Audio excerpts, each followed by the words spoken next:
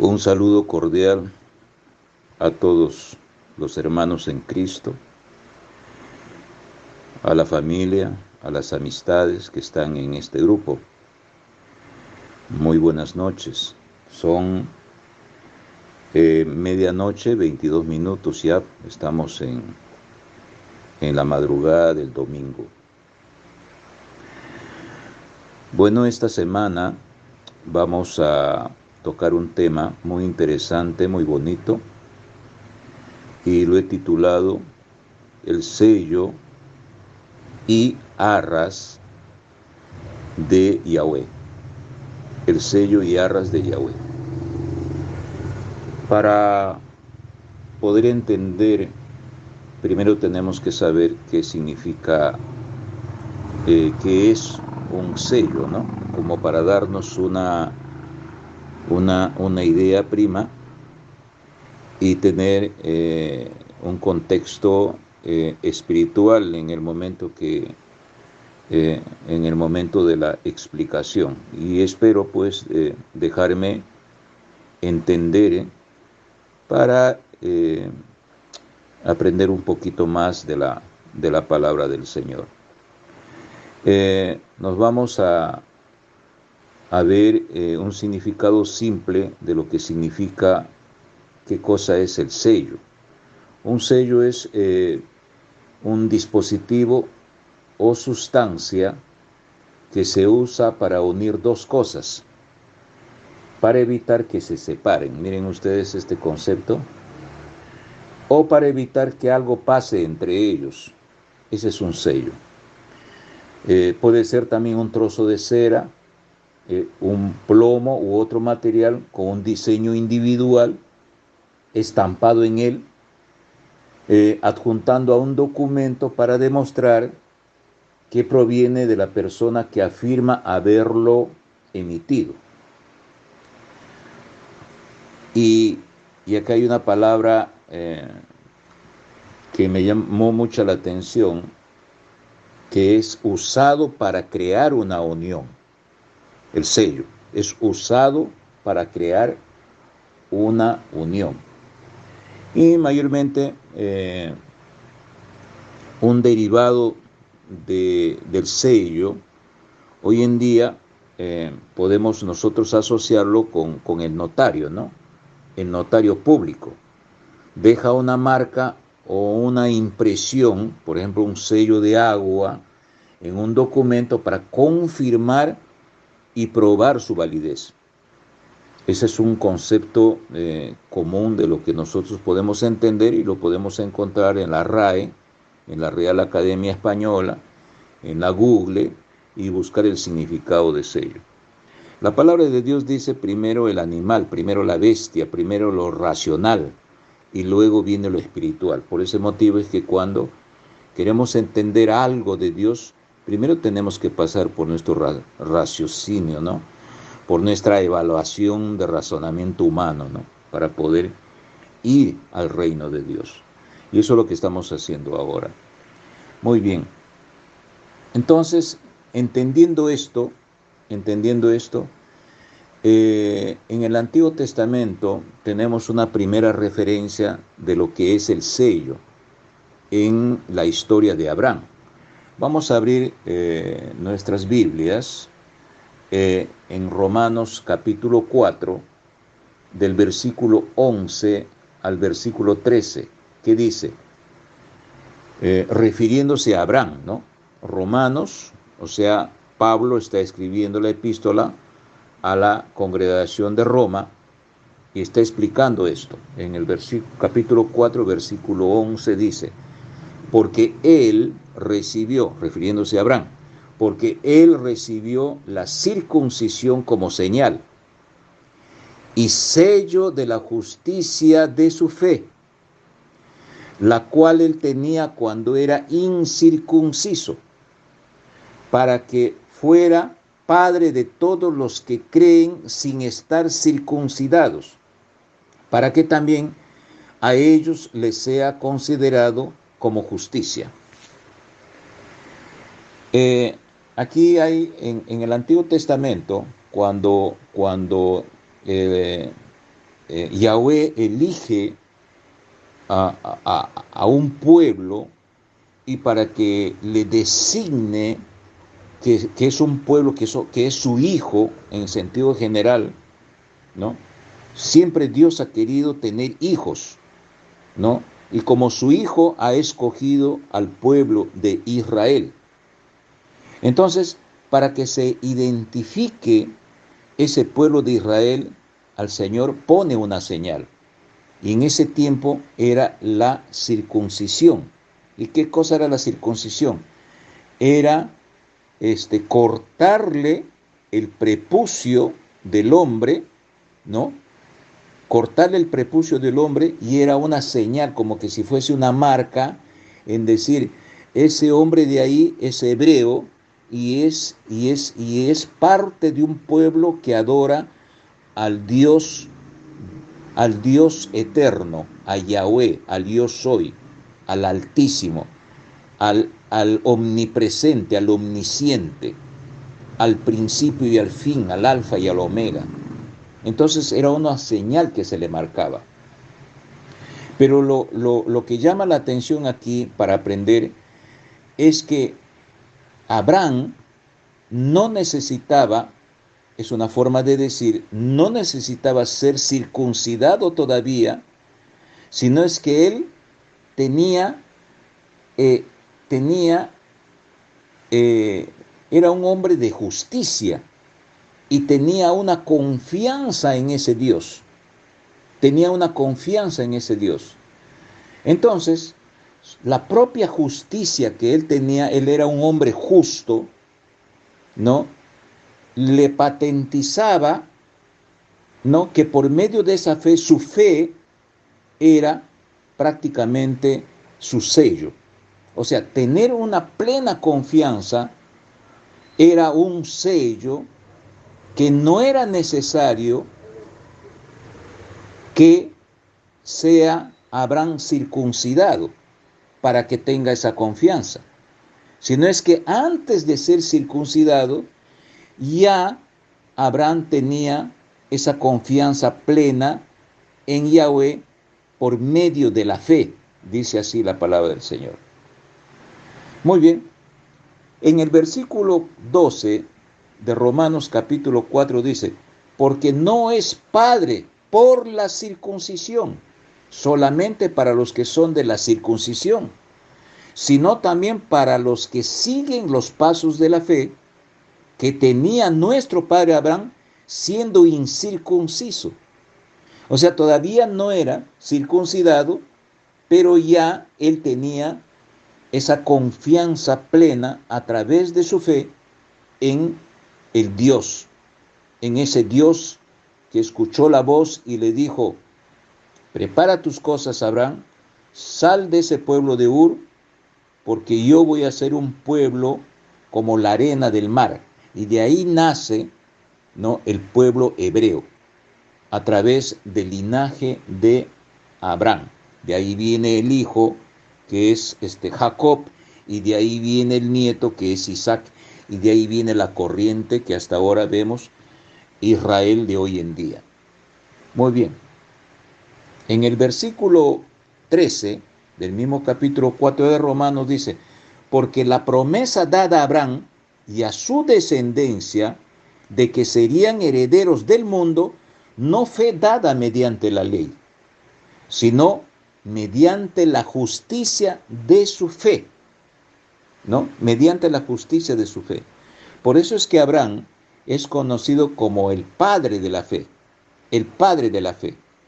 Entonces, esa confianza que tenía Abraham es la misma confianza, es el mismo modelo que debería y debe de nacer cuando Cristo, inmolado en la cruz, ¿no?, derramando su sangre y por medio de prometiendo la salvación del alma, es el que ese acto, ese hecho, es que en nosotros nos va a generar esa confianza de la fe.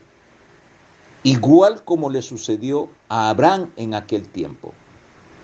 Pero aquí ya en el Nuevo Testamento ya hay nuevas novedades, ¿no?, que no sucedía en el Antiguo Testamento.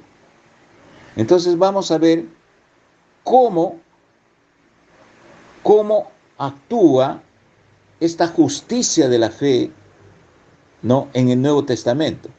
Vamos a ver. En Hechos capítulo 2, versículo 36, el proceso, ¿no? El proceso es el camino, ¿no? El 1, 2, 3. El primero, el segundo, el tercer camino. ¿Qué cosa es lo que debemos de hacer en ese orden? Ese es el proceso, ¿no? Para que nosotros tengamos esa confianza en Yahweh. ¿Qué pasó? En la fiesta del Pentecostal, ¿no? En Hechos capítulo 2, en donde los 120 que el Señor había dicho que le esperen en Jerusalén, ¿no?, se presenta el Consolador, se presenta como fuego encima de sus cabezas, el Espíritu de Dios. Y empieza a sentir un poder tremendo en sus cuerpos de ellos, y empiezan a hablar diferentes lenguas, y la gente que veía eso pensaban de que estaban llenos de mosto, o sea, estaban mareados, estaban borrachos, embriagados. Y la gente dice que se maravillaban porque ellos hablaban lenguas, idiomas de lo que ellos nunca le habían escuchado, porque eran simples personas, simples pescadores. ¿Qué había pasado? ¿Qué había pasado? Fíjense ustedes, hermanos, yo quiero usar una palabra bien simple en nuestro idioma, que el Espíritu de Dios literalmente, materialmente, ingresa en el interior del cuerpo. Aquí no me gusta que al Espíritu de Dios en muchos casos se le tome como una utopía, se le tome como un cuento, se le tome como en había una vez, ¿no? Y al final todos vivieron felices, se le tome como una fábula, ¿no? Al Espíritu Santo se le tome como una persinadita y al final dicen en el nombre del Padre, el Hijo y el Espíritu Santo. ¿Pero qué es el Espíritu Santo? ¿Cómo es el Espíritu Santo? Entonces, eso es lo que debemos de saber. Si nosotros somos hijos de Dios, tenemos que saber lo básico, siquiera tener un punto de partida por qué motivo somos hijos de Dios. Y eso es lo que yo quiero llegar en este momento para saber por qué somos calificados hijos de Dios. Pero no ese término hijos de Dios en el sentido popular de la sociedad cuando queremos diferenciarnos de los irracionales, de los seres humanos, ¿no? De los animales. No, yo soy un hijo de Dios. Todo el mundo es hijo de Dios. Y no es así. Bíblicamente, a través de la ley, de la constitución del reino de Dios, no es así. La constitución del reino de Dios es las sagradas escrituras, ¿no? Es la palabra de Dios, es la Biblia que se tiene en la mano. Y ahí dice otra cosa. Entonces, ¿qué pasa? En esa fiesta del Pentecostés, en esa fiesta, era una gran fiesta en Israel que venían de diferentes israelitas, el pueblo judío venía de diferentes partes del mundo, ¿no?, para esa fiesta. Y ellos hablaban de diferentes idiomas. Resulta que después de haber recibido, ¿no?, ese poder, había entrado en su cuerpo el Espíritu de Dios en el cuerpo de Pedro, que era un simple pescador. Ya sabemos cuál era su personalidad de Pedro. A través del Espíritu de Dios le viene, ¿no?, le viene en su mente una cátedra espiritual que le dio a esa multitud, que hasta el día de hoy Los grandes seminarios de teología estudian como si fuese la prédica más profunda y espiritual que ser humano haya podido pronunciar, que es del pescador Pedro, que de un momento a otro, que solamente sabiendo pescar, literalmente, peces en el agua, ¿no? Se vuelve un erudito espiritual. ¿Por qué? Porque había entrado algo en su cuerpo.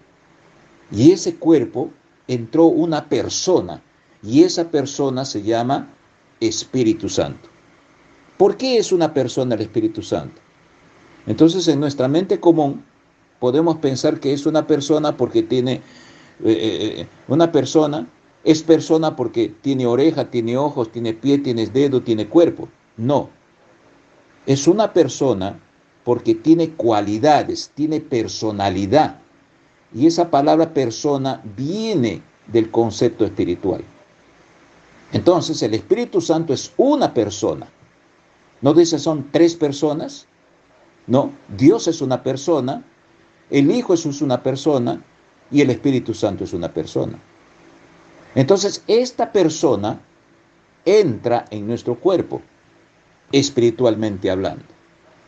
Entonces, vemos en este proceso, lo vemos en Hechos. Entonces, para que entre esta persona tiene que tener conocimiento, tiene que tener un proceso. Miren cómo es el proceso. Hechos capítulo 2, del versículo 36 al 39.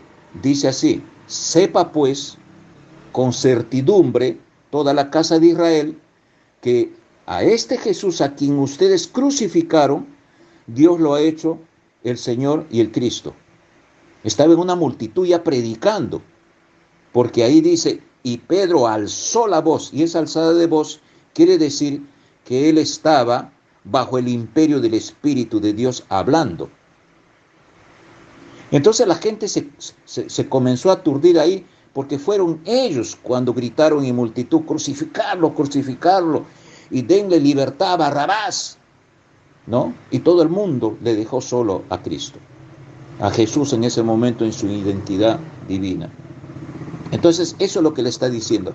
Sepa pues con certidumbre toda la casa de Israel que a este Jesús, a quien ustedes crucificaron, Dios lo ha hecho el Señor y el Cristo. Habiendo ellos escuchado, versículo 37, estas cosas, se conmovieron en su corazón. Y ese conmover es un compungimiento, hermanos, que es una vez en la vida que se le puede dar a un ser humano. No es un conmover así de pasadita, porque yo me conmuevo cada rato. Las personas se conmueven cada momento. Cuando ven alguna cosa, ay, lloran, se ponen tristes, se autocomiseran. No es un tipo de... Es un conmover, es un compungimiento que le sucede a una persona solamente una vez. Es un autoexamen profundo desde la profundidad de las entrañas de uno, ¿no? De autoexaminarse cuál es la condición que yo tengo como ser humano delante de mi Creador. Al oír esto, habiendo ellos escuchado estas cosas que le decía Pedro, se conmovieron en su corazón. Y acuérdense ustedes que en una enseñanza pasada, no se a veces uno piensa que uno se conmueve en el cerebro.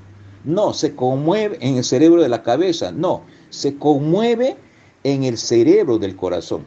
Porque el corazón tiene sentimiento, tiene inteligencia, tiene memoria, ¿no? Tiene sabiduría. ¿Por qué? Porque el corazón, hermanos, literalmente, biológicamente, tiene cerebro. Tiene cerebro así como el cerebro que tenemos nosotros en el cráneo. Y bota diariamente 40,000 hormonas de información al cerebro que está arriba para exteriorizarse. Por eso es que aquí dice, se conmovieron en su corazón. No se conmovieron. Yo pensaba antes que el corazón era usado como una especie de metáfora. No. Literalmente existen neuronas en el corazón. El corazón tiene sentimientos y ahí se deposita la aceptación o no aceptación al Señor. Muy bien, se conmovieron en su corazón y dijeron a Simón Pedro y a los otros apóstoles: ¿qué haremos, hermanos nuestros? Ahí es en donde mi ego lo guardo en mi bolsillo, ¿no? Mi petulancia, mi orgullo, ¿no? De creerme yo el bacán, ¿no? El sabelotodo, porque yo soy intelectual, yo soy abogado, porque tengo mi doctorado, tengo mi PH, entonces yo sé más que todos. Y mi ego está por encima de todo el mundo. Ese tipo de ego, hermanos, no sirve para nada delante de Dios. Por eso es que ahí es en donde el ser humano, olvidándose de todo lo que es en esta tierra, se compunge y se conmueve y recién tiene la humildad de preguntar. Antes no pregunta, ¿no? Ni te miran de frente, porque son autoridades, ¿no? Te gritan, te ofenden, hacen lo que quieren contigo por el título que tienen encima, ¿no? Te tratan como trapeador, te tratan de hundir tu dignidad y dejarlo hasta los suelos por ese egocentrismo de tener el poder encima, ¿no?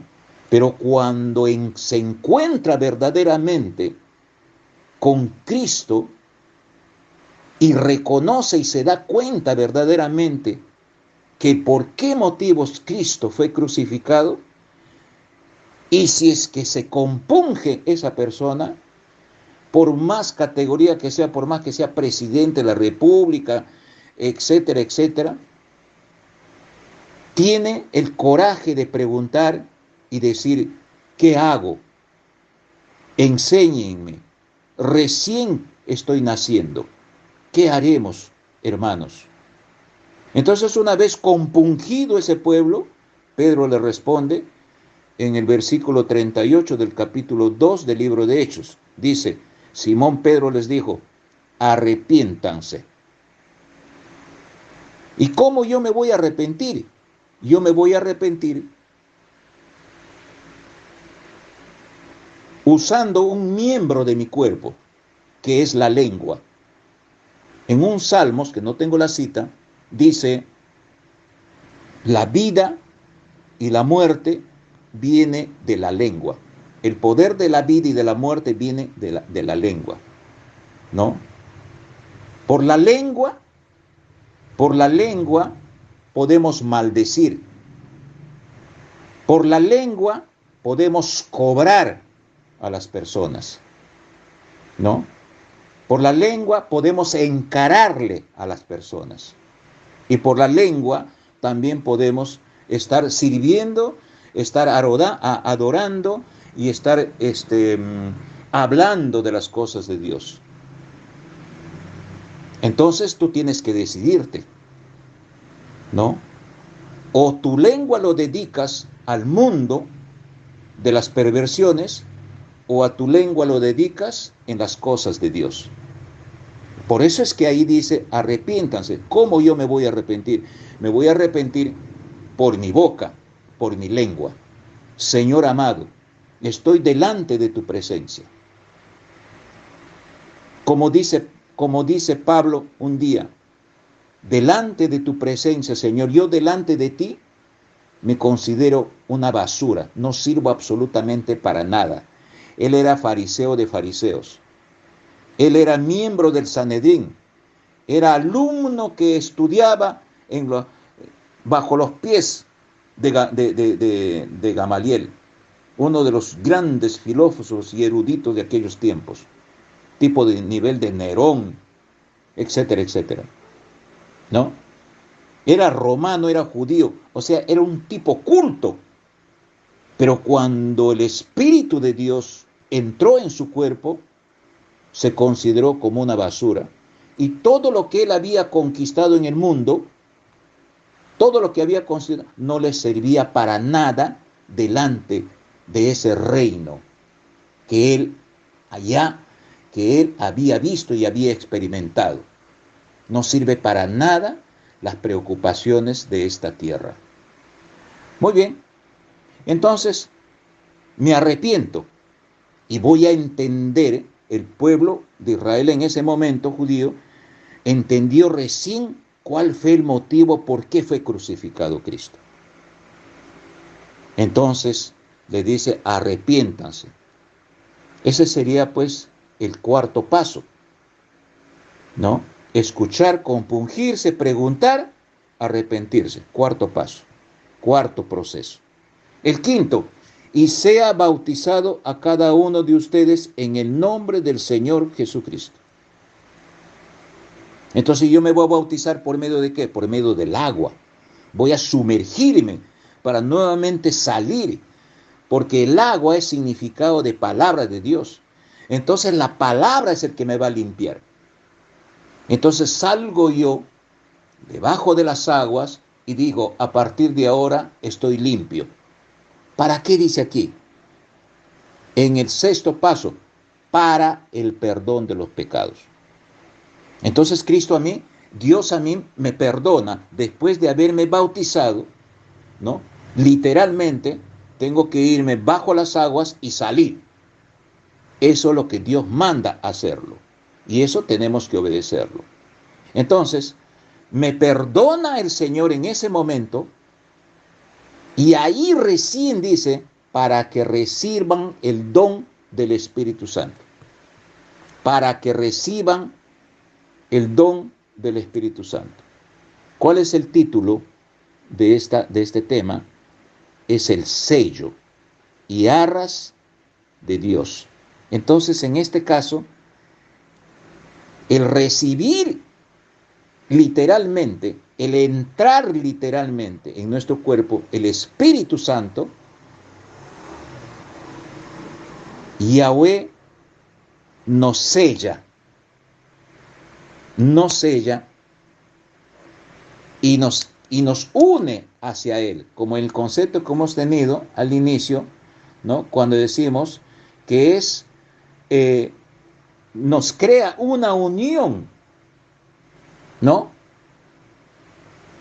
Nos crea una unión, nos une entre mi persona, entre tu persona, con lo de Dios. Nos crea una unión, ¿no? Para evitar que nos separemos. ¿Entendemos eso, hermanos? Entonces entra el Espíritu de Dios.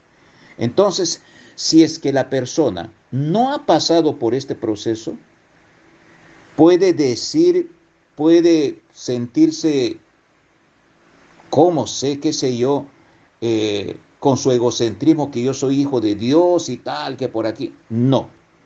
Tiene que pasar por este proceso, conforme a lo que dice la Constitución, ¿no?, de la ley de Dios, haciendo equivalente a la Constitución magna de nuestro país, ¿no?, la Constitución que siempre se escucha.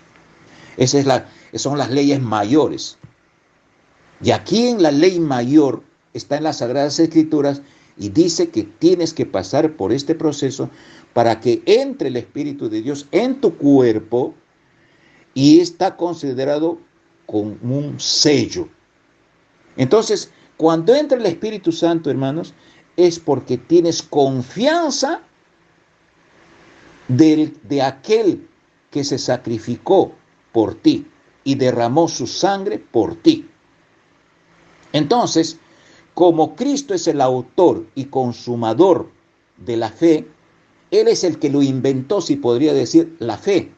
¿Y qué cosa es la fe? La fe es la confianza que viene de lo alto. Eso está en Hebreos capítulo 12, ¿no? Versículo 2, si no me equivoco. No lo tengo aquí escrito a mi vista, ¿no? Él es el autor y consumador de la fe. Entonces ahí somos justos por la fe de lo que ya venía practicando en su corazón Abraham. Por eso es que le hace referencia Pablo en su epístola hacia los romanos. ¿Se dan cuenta, hermanos? Entonces, Romanos capítulo 4, Perdón, estamos en Hechos. Y miren lo que dice aquí, para que reciban el don del Espíritu Santo. Ahí ya está identificado el sello. Ya tenemos el sello ya. Pero sello literalmente, hermanos. No es un sello haciendo que como que somos, todo el mundo es, yo siento en la sociedad, es como quien decir, yo hablo pero no creo, ¿no? En la duda, una cosa así. Para que nosotros seamos hijos de Dios y alcancemos verdaderamente la presencia de Dios, hermanos, tenemos que tener 100%, triplemente, 300% la confianza que el Espíritu de Dios está dentro de uno. Tenemos que tener la confianza que existe un Dios en nuestras vidas. Tenemos que tener la confianza que estamos con esa garantía, ¿no? Y tenemos la confianza que cuando vamos a morir, nos vamos a encontrar con nuestro Creador. Y ahora, ¿qué cosa es lo que pasó con el recibido del Espíritu de Dios? En el versículo 39 del capítulo 2 del libro de Hechos dice, porque la promesa fue para ustedes, para sus hijos y para todos los que están lejos, a los que Dios llame. ¿Eso qué cosa quiere decir? Yo recibo el Espíritu de Dios y si tengo hijos, mi responsabilidad es transmitir esa confianza, esa fe a mis hijos, a mi generación, ¿no? Porque hay hijos que no aman, hay padres que han amado férreamente al Señor, pero aún hijos que han recibido la palabra del Señor se han alejado, no quieren saber nada de Dios. Muy bien, versículo 40. Y les testificaba, o sea, Pedro y los apóstoles, con otras muchas palabras, y les suplicaba, diciendo, sean salvos de esta perversa generación. Por favor, amigos, familia que están escuchando en este momento esta enseñanza, amigos, por favor, entreguen su vida al Señor. La palabra del Señor dice en Romanos capítulo 1, en los primeros versículos, no me avergüenzo del Evangelio, porque es poder de Dios para la salvación de mi alma. Tanto no podemos entender, tanto amor tenemos a este mundo pervertido, tanto amor tenemos y tanto miedo tenemos. ¿Qué dirán nuestros amigos de nuestro entorno cuando nos dicen aleluya? Ese de ahí que está pasando ese evangelista, ¿no? Que tengo que llevar escondido mi Biblia para que nadie me diga y para pasar en el medio del montón. No, hermanos, nunca cometan ese error, porque a mí particularmente no me interesa la opinión de quien sea con relación a Dios. No me interesa. La palabra de Dios me manda a obedecer a las autoridades. Yo los respeto. Por mi trabajo, respeto a mis superiores, todo lo que sea. Pero cuando ya es espiritualmente, yo tengo que respetarle a mi Creador, ¿no? Y no espero ninguna alabanza, ¿no? Ninguna alabanza de personas superiores en el sentido profesional de uno. Ninguna alabanza. Porque eso no me va a llevar a ningún lado con relación a mi alma, con relación a Dios.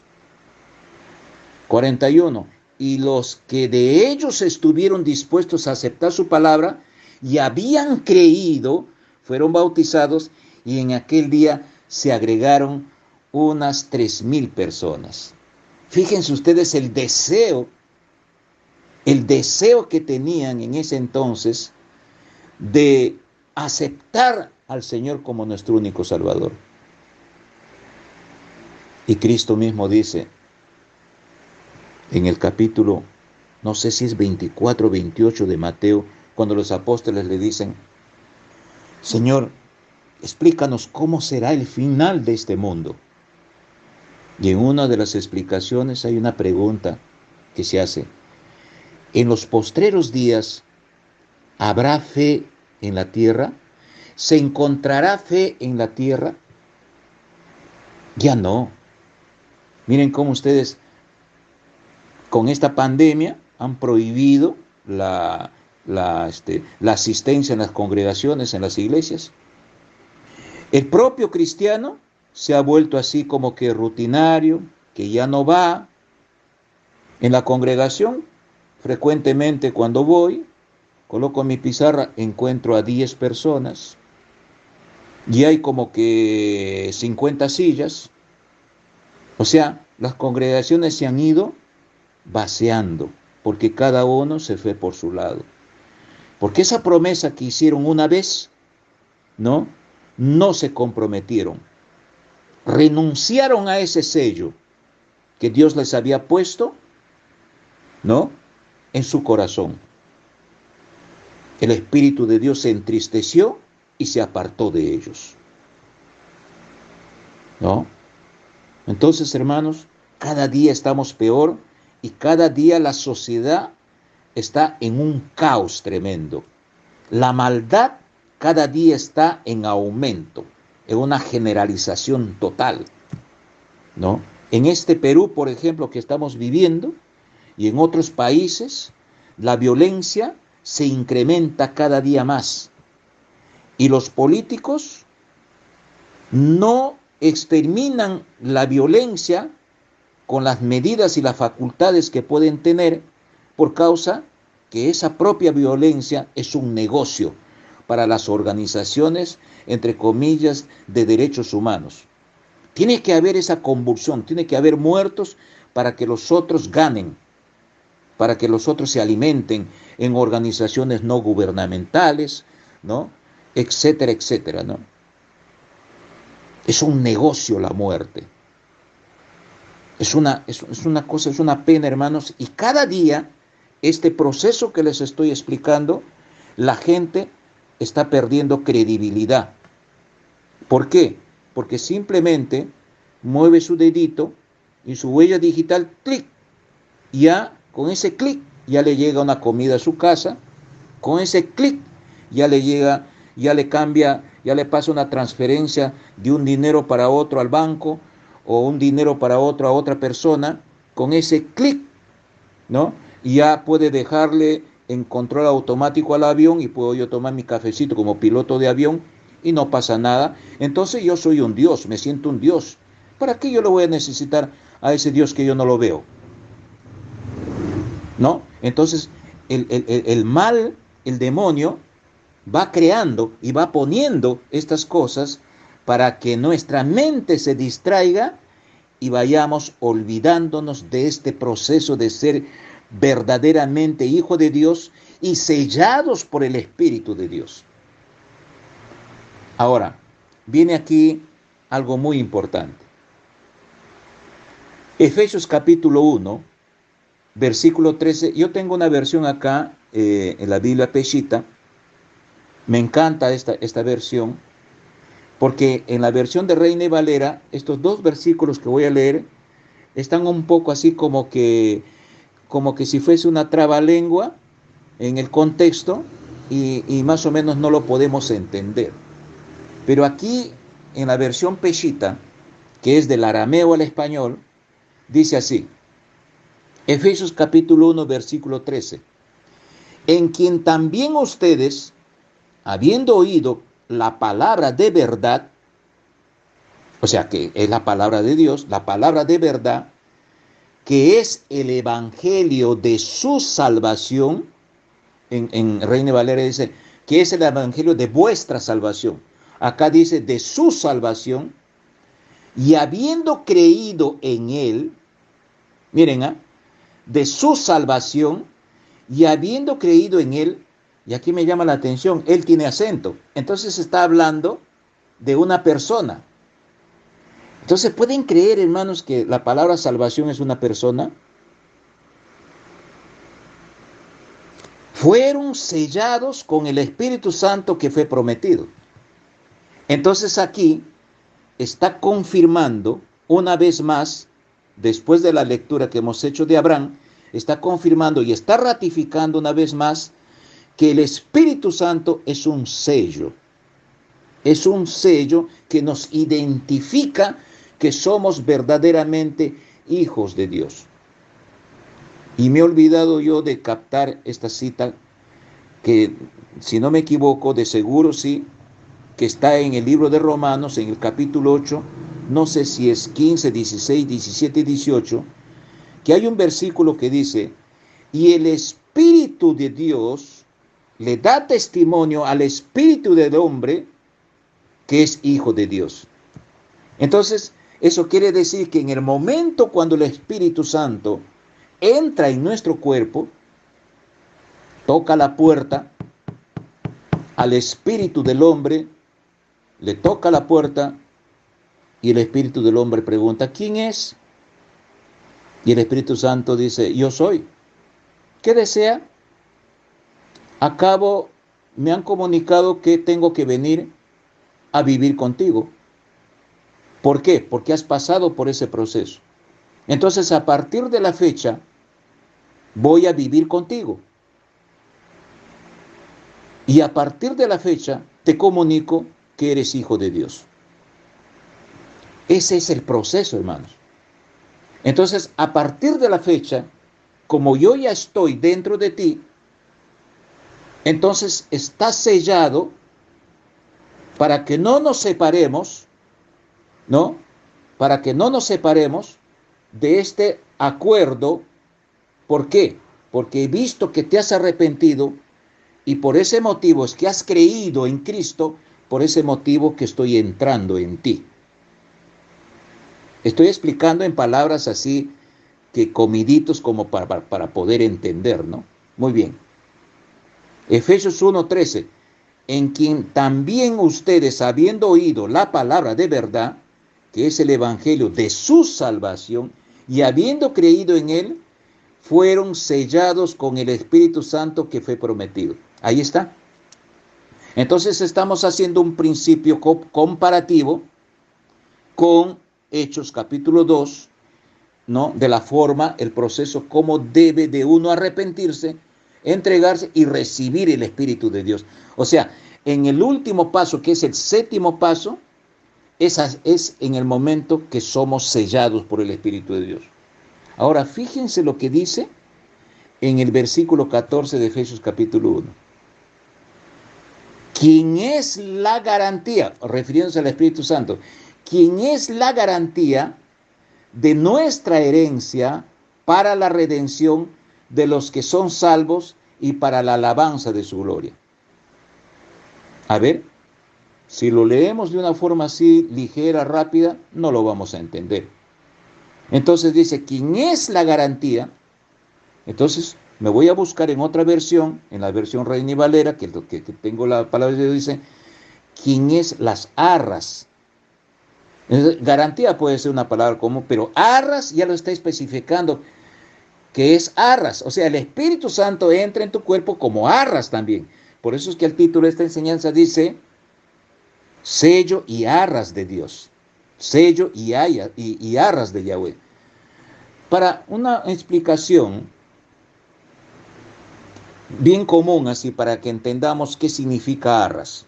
Vamos a hacer un ejemplo así bien simple. Yo quisiera tener un terreno.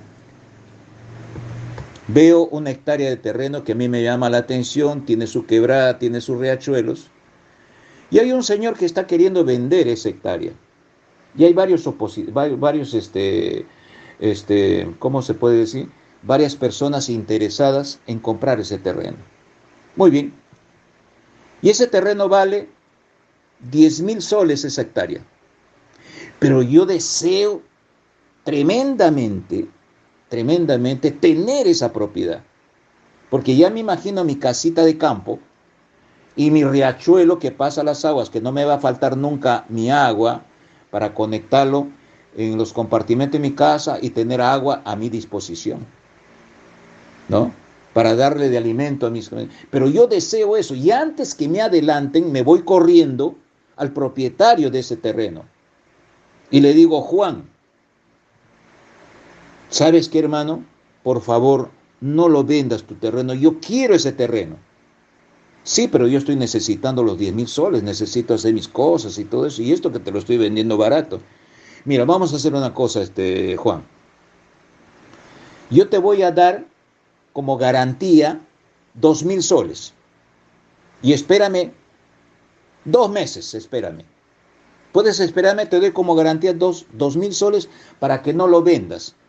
Y cumplido los 2,000 soles, los 2 meses, yo vengo y te pago los 8,000 restantes. ¿Combinado? Voy a pensar, voy a pensar. Juan está pensando y dice, bien, acepto. Ojo, 2 meses. Si tú no llegas a los 2 meses, los 2,000 soles lo pierdes porque me has dejado como garantía de tu promesa. Entonces los 2,000 soles van a ser míos en caso de que tú no vengas a cancelarme los 8 restantes. Esos 2,000 soles se llama arras. Y aquí en la versión Peshitta dice garantía y en la versión Reina y Valera dice arras. Entonces ahí está explicado.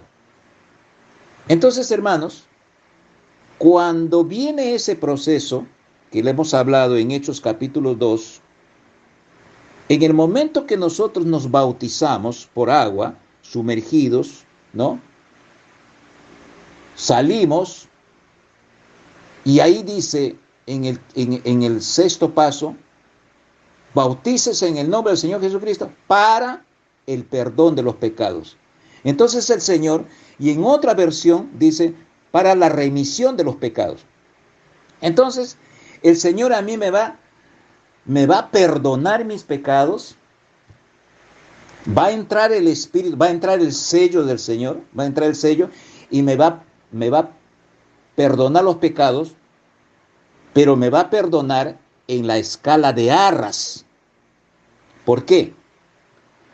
Porque a partir de ese momento queda en mí la responsabilidad que ese perdón de mis pecados continúe perdonado y limpio, y no alimentarme más de las cosas viejas que yo ya dejé, de ese mundo pagano que yo ya dejé, ¿no?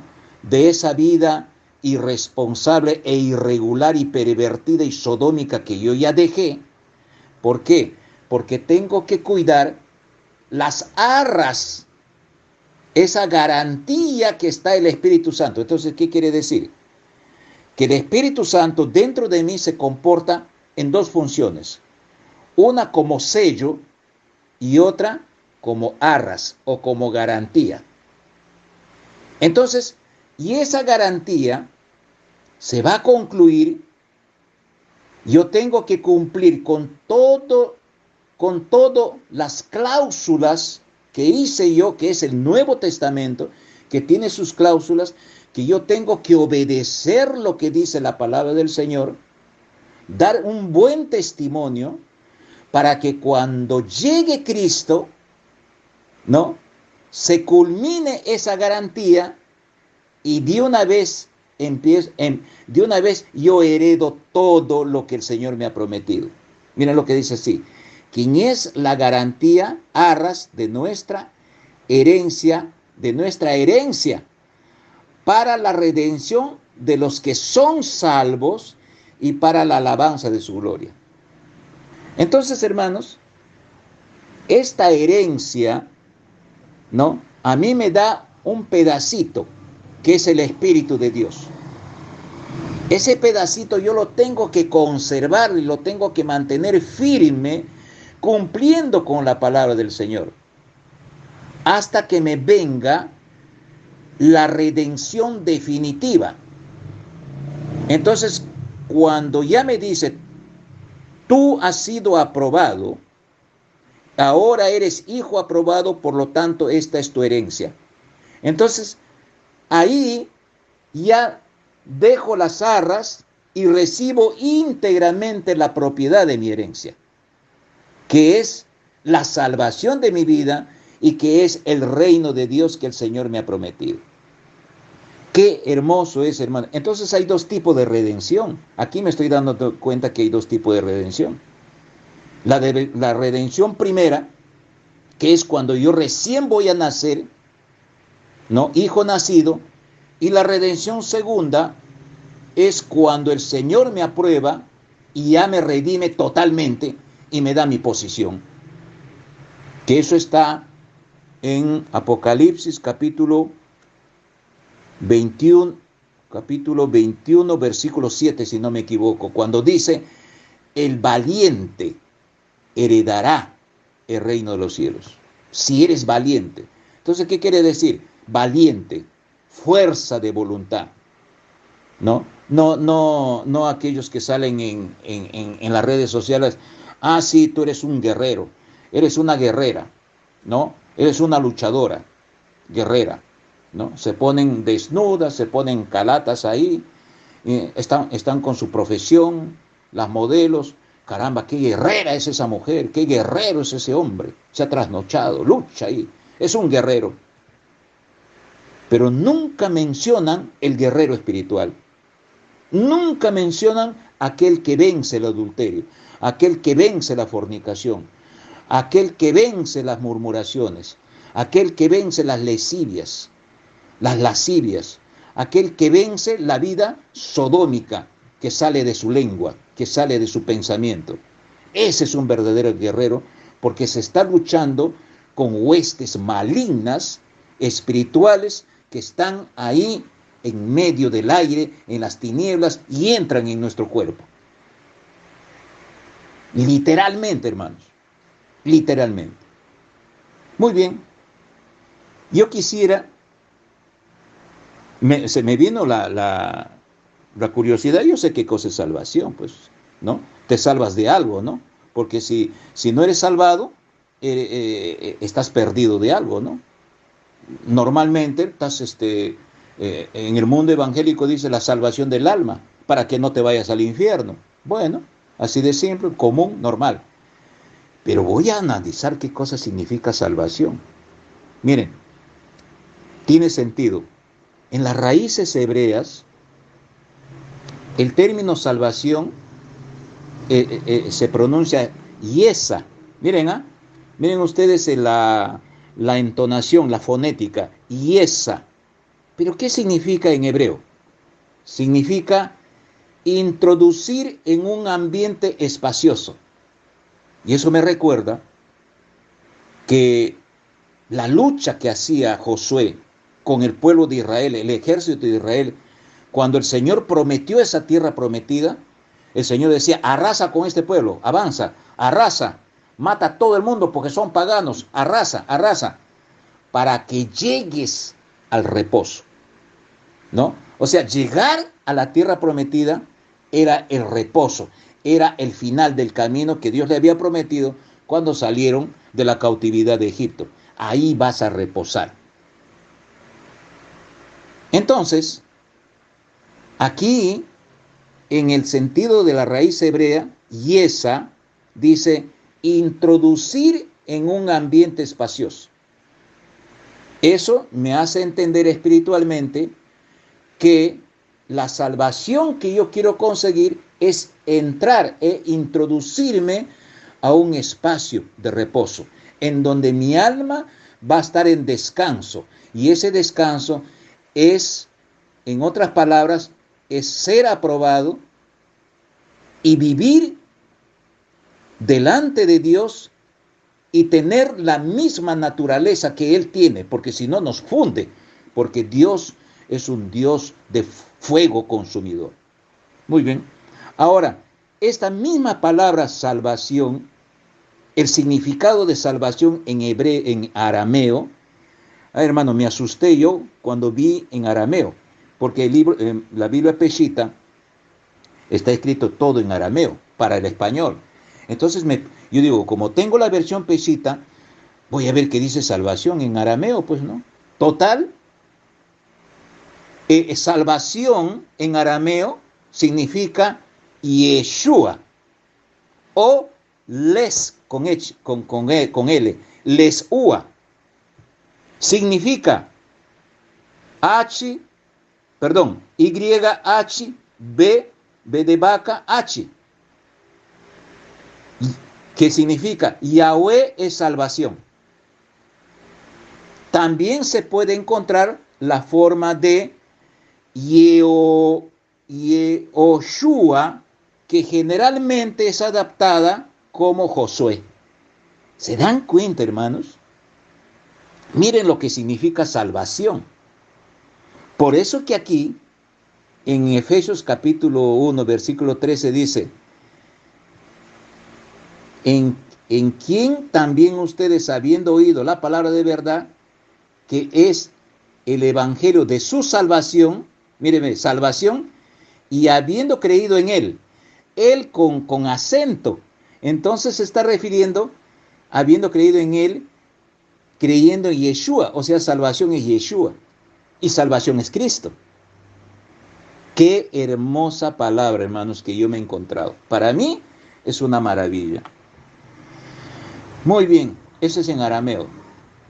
Ya arras ya hemos explicado qué significa las arras, ¿no? Y yo quería contarles una historia, a la verdad que no me acuerdo dónde lo escuché, tal vez lo habré escuchado en mi juventud, en una congregación. Escuché un comparativo, ¿no?, de costumbre medieval, haciendo una comparación de este versículo que dice, y Cristo vendrá como ladrón en la noche. O sea, nosotros no sabemos fecha, cuándo va a venir, pero el Señor nos avisa, ¿no? En los tiempos medievales, dice que, vamos a imaginarnos, ¿no? Vamos a imaginarnos. Yo estaba mirando en internet esta costumbre, pero no la he encontrado, pero recibí ese comentario, no me acuerdo cuándo, la cabeza la mente ya lo tengo un poco ya gastada, pero me acuerdo la historia. El caballero en el mundo medieval tenía una costumbre. Vamos a imaginar que el caballero tenía su novia. Entonces el caballero era anunciado de que tenía que ir a la guerra. Tenía que ir a la guerra. Entonces, ¿qué hacía el caballero?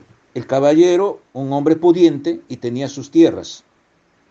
Y le decía a su novia, mira novia, mira amor de mi vida, yo me voy a la guerra. No tengo fecha cuándo voy a regresar, porque no se sabe cuándo termina una guerra. Entonces yo quisiera que yo te voy a dar poder y te voy a dar autoridad para que tú administres mis tierras.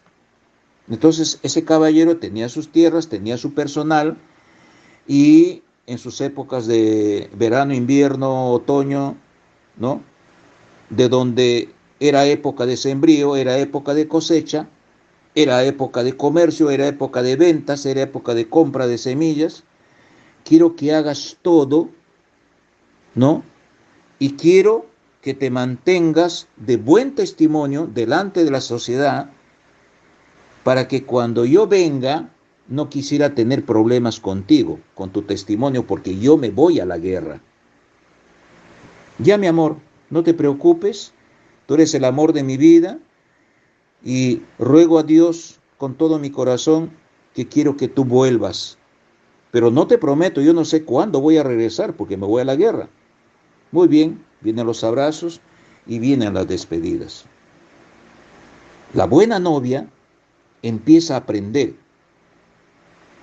de la forma cómo se debe de cultivar, cómo se debe de sembrar, ¿no? Se apoya de informaciones de los expertos en agricultura de aquel entonces, y vamos a sembrar en tal mes, tal producción y esto que por aquí. Entonces, pasaban los años y la novia enamorada cuidaba su testimonio, porque no sabía si iba a llegar mañana o pasado o cualquier momento. Y se cuidaba de que ningún otro caballero que estaba ahí en esa ciudad le corteje, porque tenía temor a que de repente aparezca el novio, ¿no?, y tenga algún problema, ¿no? Y más se preocupaba en cuidar los bienes de su novio, ¿no?, y que esté todo al día, que esté todo controlado, los peones y todo bien pagados, bien saludables, buenos frutos, buen comercio y todo por el estilo. Muy bien, pasó el tiempo y de un momento a otro termina la guerra y viene el caballero. Pero el caballero nunca venía de frente a verle a la novia. El caballero, cuando iba a llegar a esa ciudad donde vivía, o ese campo, ese castillo donde vivía, él llegaba en la noche. Y lo primero que se iba a buscar sus tierras en la noche y ver de la forma cómo estaban sus propiedades y cómo estaba su producción. ¿Por qué? Porque le había dejado como un sello primario, ¿no? El poder, la autoridad a su novia para que administre. Ese es el primer sello. Muy bien. Cuando vio todo bonito, él se alegra en su corazón y dice, caramba, mi novia ha cumplido con todos estos objetivos que yo le he dejado. Ahora voy a ver su testimonio. Y en la noche tocaba la puerta de sus amigos. Hola, fulano de tal, caramba, estás vivo. Gracias a Dios has llegado bien, que esto de por aquí.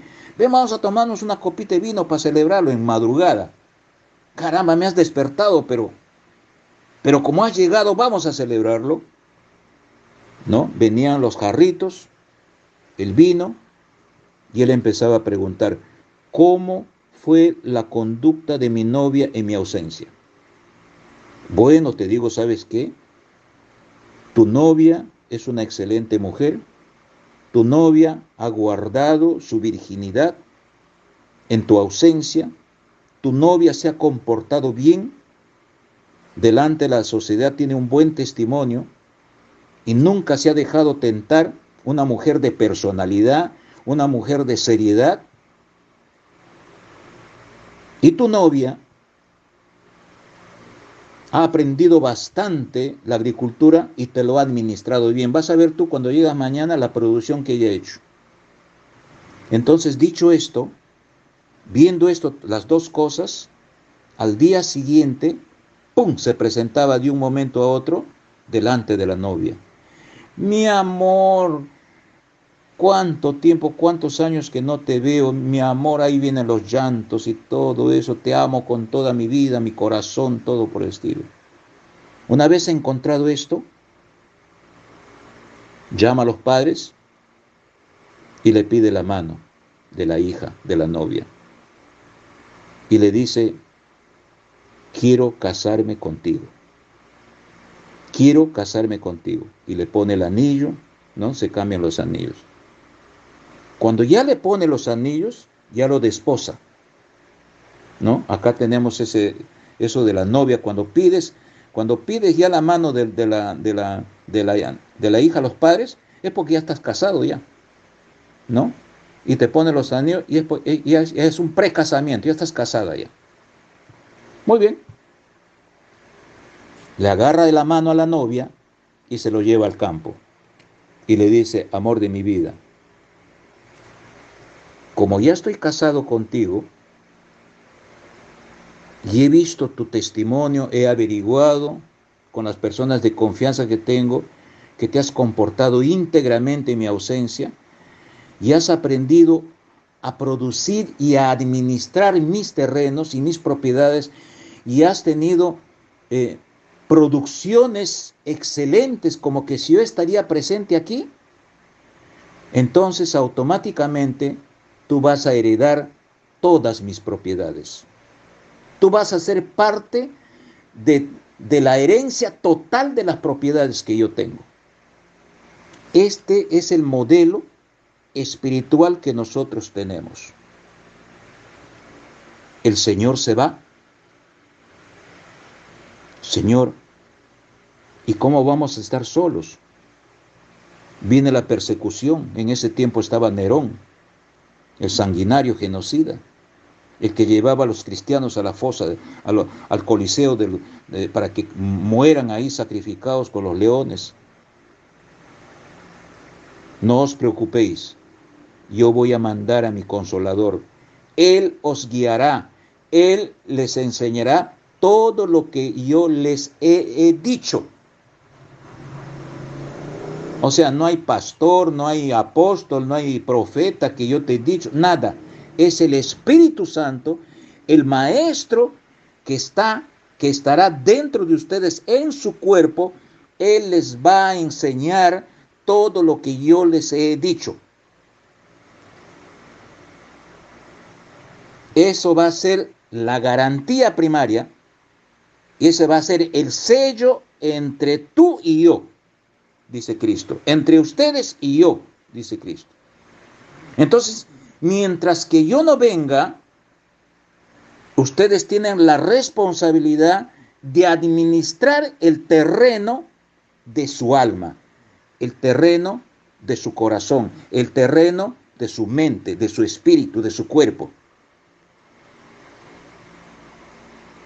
Cosa que cuando yo llegue y al encontrar que ustedes están correctamente bien y agradable delante de mis ojos, entonces ustedes van a recibir la herencia completa, como dice en Efesios, capítulo 1, versículo 14, dice que es las arras de nuestra herencia para la redención de los que son salvos y para la alabanza de su gloria. Entonces, esta redención, este perdón ya es total. ¿Por qué? Porque a partir de esa fecha, yo voy a adquirir, hermanos, yo, tú, nosotros, ¿no? No haciéndome el yo, ¿no? No solo yo, sino todos nosotros, siempre y cuando administremos nuestra vida delante de Dios. Entonces ahí sí que esa redención, ¿no? Esa redención se va a cumplir. ¿Qué cosa es redención? A ver, ¿qué cosa es redención? Miren el significado de redención. Redención es perdón de los pecados. Pero redención también tiene otro sentido. Decir, redención literalmente significa comprar de nuevo. Y eso tiene sentido. Porque el Señor le creó a Adán y Eva, le creó y vino la genealogía, pero Adán y Eva pecaron. Entonces el Señor los destituyó. Les destituyó, el Señor les volteó por causa del pecado, porque el Señor no ve pecado. Y vino de generación en generación un pecado, el pecado, el pecado. Entonces, el Señor reconcilia con su creación, reconcilia con el ser humano y manda a su Hijo para nuevamente comprarlos gratuitamente a través de su sangre. Eso es redención. Redención literalmente significa comprar de nuevo. Se aplica al pago para obtener la libertad de un esclavo o cautivo, o bien para volver a adquirir o recomprar algo que se había vendido, empeñado o hipotecado. Es en el sentido literal de nuestro idioma. Pero aquí el Señor nos compra, nos separa del pecado por la sangre de Cristo que tiene poder. ¿Nos damos cuenta, hermanos? ¿Han escuchado hasta la fecha que hablamos del rosario, hablamos de la persinación, hablamos del santo fulano de tal, hablamos de la imagen, hablamos de Cristo el cautivito, hablamos hablamos de los ángeles, que tenemos que prenderle vela? ¿Se dan cuenta, hermanos? La ley de Dios, en la constitución de Dios, no está escrito eso. Por eso es que viene también, existe en la constitución de la ley de Dios la palabra prevaricato. Es cuando el juez se inventa una ley que no existe.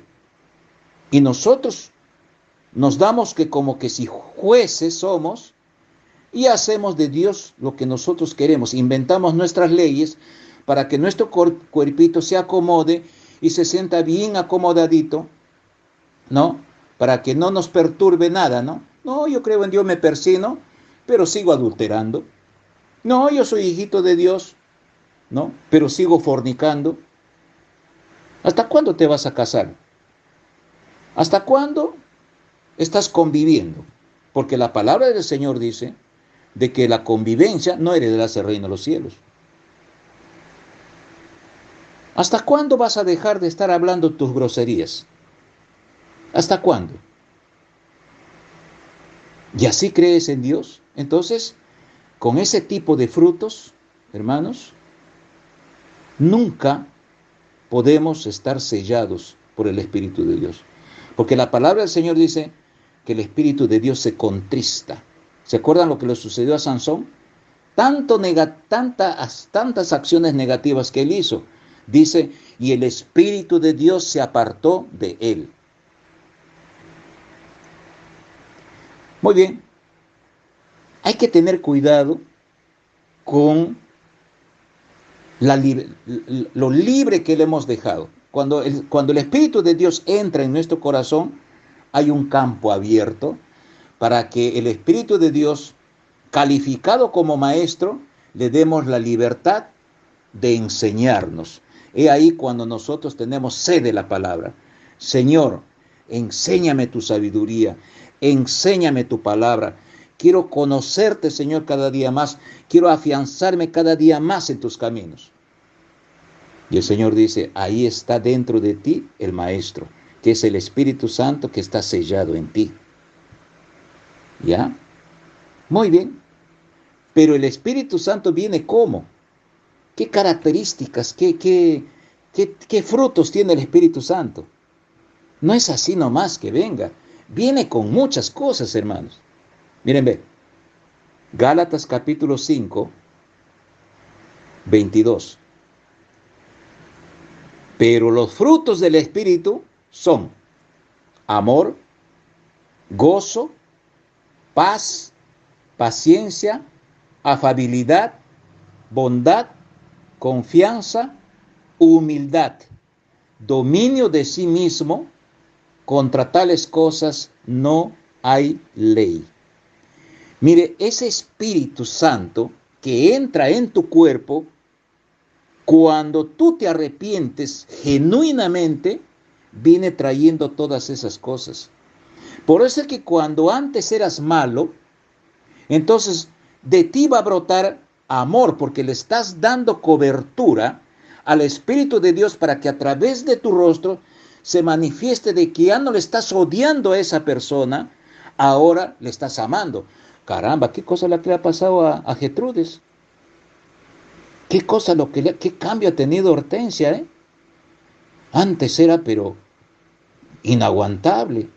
Ahora ha cambiado. Segurito que se ha vuelto evangelista, dice la gente. Ahora está andando con su Biblia en su sobaco. ¿No? Se hace el evangelista. Aleluya, le gritan, se burlan. Por eso es que está la palabra ahí. No me avergüenzo del evangelio porque es el poder de Dios. ¿No? Ya no se va a bailar con nosotros. Antes paraba en la discoteca pispireando por ahí.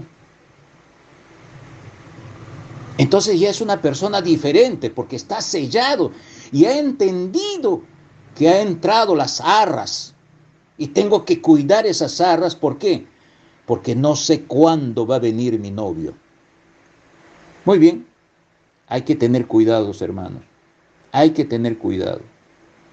Porque los que son de Cristo crucificaron su carne con todas sus penas y apetitos. Vivamos pues conforme al Espíritu. Ahí ya dice, ya la vivencia que tenemos que hacer todos los días de nuestras vidas a partir de esa fecha que nos pasó ese proceso. Y estemos de acuerdo con el Espíritu que vive en nosotros. Y no seamos vanagloriosos, menospreciándonos unos a otros, teniendo envidia unos de otros. Hay gente que dice que es cristiana, ¿no? Que dice que tiene sabiduría, pero está odiando, odia a la persona, envidia, ¿no? Ascienden a un puesto y tienen envidia que porque esa persona no ascendió, ¿no? Quiere ser superior, tienen envidia de los que ascienden, entra en cólera, entra en rabia, se desfoga con otras personas, no sabe qué hacer. Esa persona no tiene el sello del Espíritu de Dios, mucho menos va a entender qué significa las arras. Hay que tener cuidado en eso, hermanos. ¿Qué pasaría si descuidamos ese sello? ¿Qué pasaría si descuidamos esa garantía que tenemos? Ojo, tienes que mantenerte con el espíritu ahí firme hasta que yo venga, dice Cristo. Cuidado, cuidado. Muy bien, como Sansón. Entro en la pispireada, me doy al abandono, pese a que el Señor me dijo, tú vas a ser juez, Sansón, y tú vas a gobernar a través del profeta, vas a gobernar el pueblo de Israel. Te estoy nombrándote juez. Tienes una identidad. Estás sellado por mí porque eres hijo de... No, que me voy a la frontera. Los padres le dicen, tienes que casarte con una mujer de tu parentela, de tus costumbres. No, que me voy a los filisteos. Y los filisteos eran hoy en día Jerusalén, Tel Aviv y Franja de Gaza. Ahí vivían los filisteos. Y Dalila vivía en la Franja de Gaza, ¿no? Se mete con una huambra, dice que se casa, y los amigos, antes de que llegue la noche nupcial, los amigos se acuestan con la esposa de Sansón. ¿De dónde era Sansón? ¿De dónde era la mujer? Pagana, que adoraba a otros dioses. Esa costumbre, las costumbres, ¿no? Luego siguen peleando con los filisteos en la Franja de Gaza, y ahí viene cómo derrotarle a este hombre que tenía fuerzas y tal. Y le mandan a Dalila, ¿no? Ahí entra otra vez. Entonces, tanto que se había alejado del sello que tenía Sansón, llega un momento que el Espíritu de Dios se contrista, se entristece y se aparta de la persona. Se aleja. Y miren lo que dice aquí. Mateo capítulo 12, versículo 43. Cuando un espíritu inmundo sale de un hombre, anda rodando por lugares sin agua, buscando reposo, pero no lo encuentra. Eso quiere decir, cuando yo tomé mi decisión y pedí perdón al Señor, me bauticé, ¿no? Hablé con mi lengua, Señor, me arrepiento. Entonces entró el Espíritu en mí y todititos los espíritus malignos que tenía en mi cuerpo, se salieron. Pero esos espíritus, siempre el espíritu quiere entrar en un cuerpo. El espíritu quiere descansar y se alimenta cuando está dentro de un cuerpo, hermanos. Y esa necesidad de estar dentro de un cuerpo viene de lo alto. Y esa esencia queda en los ángeles caídos, en los espíritus malignos, que ellos también quieren posesionarse en un cuerpo y de esa manera quieren descansar. Por eso es que aquí dice, cuando un espíritu, Mateo 12, 43, cuando un espíritu inmundo sale de un hombre, anda rodando por lugares sin agua, buscando reposo, pero no le encuentra. 44. Entonces dice, regresaré a mi casa de donde salí. Y cuando regresa la halla desocupada, barrida y decorada. Eso quiere decir, con la nueva vida que yo adquirí, con el Espíritu de Dios que yo tengo como sello. Entonces, se va y toma otros 7 espíritus peores que él, y entran y moran en él, y la situación final de aquel hombre llega a ser peor que la inicial. Así sucederá también a esta perversa raza. Yo acepté al Señor como mi único Salvador, pero como yo tengo el sello y tengo las arras recién, esa garantía, ¿qué hago yo? Me descuido y me tiro al abandono. Soy cristiano, a veces me voy a la congregación, a veces no, me vuelvo como cristiano de nombre y empiezo yo nuevamente a regresar a lo que yo dejé. Me vuelvo pispiro nuevamente, le dejo a mi mujer, me voy a compartir, me voy a fornicar con otras mujeres, se me vuelve nuevamente mi anterior habla, ¿no? que antes yo refinaba mi vocabulario para tener un castellano, ahora sigo hablando mis groserías, ¿no? Sigo hablando mis groserías, sigo hablando mis bromas, hago un segundo sentido, ¿no? Mi léxico sodómico, gomórrico, vuelvo a lo de antes. Dice la palabra del Señor que ese se vuelve peor de lo que cuando se entregó por primera vez. Qué triste, hermano, se vuelve rebelde, hasta ateo se vuelve, no quiere saber nada de Dios. No me toques nada de Dios, si no me voy a enemistar contigo. Ya me estás cansando ya. Ese fue un cristiano antes, pero como lo dejó, el espíritu que salió de él la primera vez vuelve con otros espíritus peores que él, y esa persona se vuelve triplemente negativo delante de Dios. Eso hay que tener mucho cuidado. Entonces se va y toma otros 7 espíritus peores que él y entran y moran en él. Y la situación final de aquel hombre llega a ser peor que la inicial. Así sucederá también a esa perversa raza. Está hablando de generación. Qué pena, hermanos. Ahí está el código. Esa es la ley. Esa es la ley de Dios. Y la ley de Dios, hermanos, se plasma en el corazón del hombre. Vuelve. Ese que entró, los 7 espíritus malignos peores que él, de lo que ha dejado, lo vuelve a practicar, que son los frutos de la carne. Para concluir el tema, Gálatas capítulo 5, 19.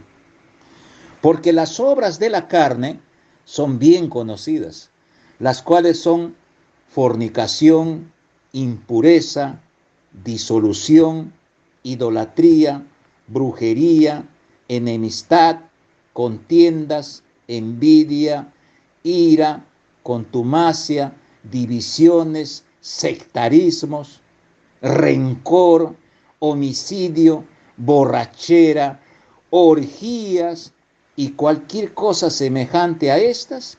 Les advierto ahora, como también les advertí anteriormente, que los que practican tales cosas no heredarán el reino de los cielos. Para concluir, me acuerdo de una historia. Cuando yo era bien chiquito, me acuerdo que asistía a una congregación bien humilde y le veía a un pastor. Caramba, ese pastor cómo adoraba al Señor, cómo enseñaba. Yo era bien chiquito, mirando con mi boca abierta, ¿no? Mi mamá me llevaba. Y un día el pastor se desaparece. ¿Qué había pasado? Que había adulterado y se fue con otra mujer.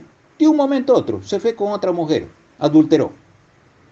La mujer fue abandonada, con sus hijos abandonados, gente humilde, ¿no? Vendiendo sus cositas en la calle, sus papas, sus soquitas ahí, ¿no? Nosotros asistíamos en una congregación con su techo de estera, bien humilditos.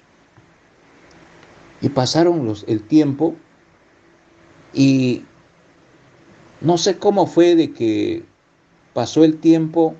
Yo creo que ya era policía cuando ya crecí.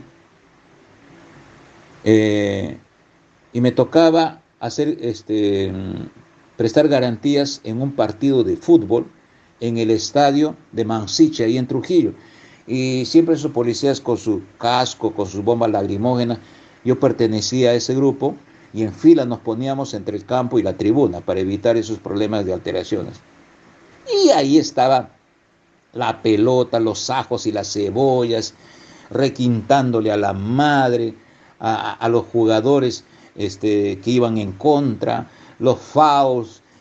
O sea, que es cuando juegan fútbol, hermanos, las groserías, ya no tengo palabras ya. No, dice que ese es el deporte. Y de un momento a otro le veo a un camillero, al aguatero, cuando llevan, que venga el médico. Entonces ahí hay auxiliares y van llevando la camilla. ¿Ya? ¿Y quién llevaba la camilla? El ex pastor de que le había dejado a su mujer. Y él también reclamaba, gritaba que por aquí, como cualquier persona común de ese mundo. Ya no era ese pastor que me acuerdo que un día le vi en el púlpito hablando cosas del Señor. O sea, su personalidad se volvió peor, triplemente peor de lo que cuando conoció al Señor. Qué triste, hermanos, sinceramente.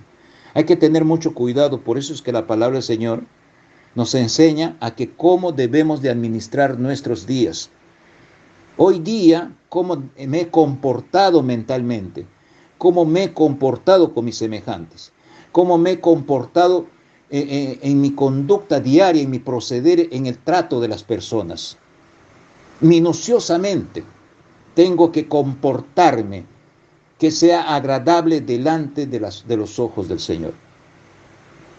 Entonces, que esta enseñanza, hermanos, amigos, todos los que escuchen, hacemos lo mejor posible, ¿no? Cuidar el sello que tenemos, que es el Espíritu de Dios, y que es una garantía, y esa garantía conservarlo con una responsabilidad de nuestro libre albedrío, de siempre estar sumergidos dentro de las cláusulas de la palabra del Señor. ¿No les es familiar que diga Nuevo Testamento? Entonces, Nuevo Testamento, testamento, tiene que ver con testador, tiene que ver con herencia. Entonces, si yo quiero tener mi herencia completa, entonces tengo que yo cuidar, ¿no?, la primera garantía que el Señor me está dando, que es su Espíritu Santo. Espero, hermanos, que me haya hecho entender y distribuyan esta palabra del Señor a los hermanos, ¿no? Que vaya, que recorra, que yo no coloco ni siquiera mi nombre, ¿no? Que vaya la palabra del Señor a los oídos de las personas, que tal vez llegue a un oído que diga, Señor, yo quiero verdaderamente aprender tu palabra. Estoy viendo tantas cosas en el mundo, quiero arrepentirme, no sé cómo, Señor. Que llegue esta palabra y que se arrepienta, ¿no? Y que los ángeles del cielo harán fiestas, ¿no? Por una alma arrepentida. Que Dios les bendiga, hermanos, que tengan un domingo agradable, que tengan una semana bonita. Va a haber muchos problemas, va a haber convulsiones, pero la palabra del Señor dice, cuando estés en medio de las tribulaciones y estás pasando por pruebas, ten paciencia, porque tienes una esperanza por delante. Que Dios les bendiga, amados hermanos. Hasta la próxima semana.